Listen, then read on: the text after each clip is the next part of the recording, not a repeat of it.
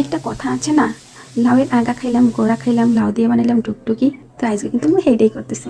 তো প্রথমে দেখছেন যে কিছু লাউ ভাজি করে নিয়েছিলাম, তারপরে তো লাউ আর ইলিশ মাছ রান্না করবো, আর এইদিকে লাউ বিচি এগুলো ভাজি করতেছিলাম, কারণ এগুলোতে ভর্তা বানাবো। এগুলোর সাথে আবার কিছু পেঁয়াজ আর মরিচও ভাজি করে লইছি।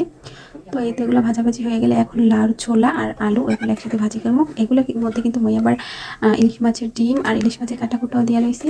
তো এগুলো একসাথে ভাজি করলে কিন্তু দারুণ মজা হয়।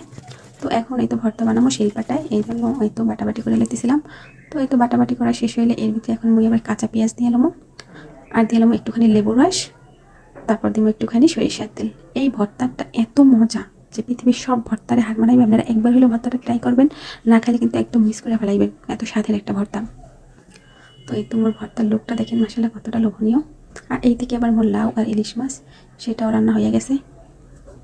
তো এই তো মোর লাউ আর ইলিশ মাছের আসল লোক। তো সবগুলো আইটেমই কিন্তু মাসাল্লাহ খুব সুন্দর ছিল। এখন এই তো ভাত খাওয়ার পালা। তো এখানে ছিল লাউ দিয়ে ইলিশ মাছ আর শুধু লাউ ভাজি, লাউয়ের ছোলা আর আলু ভাজি, আর ছিল এই তো অসাধারণ ভর্তা। তো সব মিলিয়ে কেমন হয়েছে জানাবেন কিন্তু। আল্লাহ হাফিজ।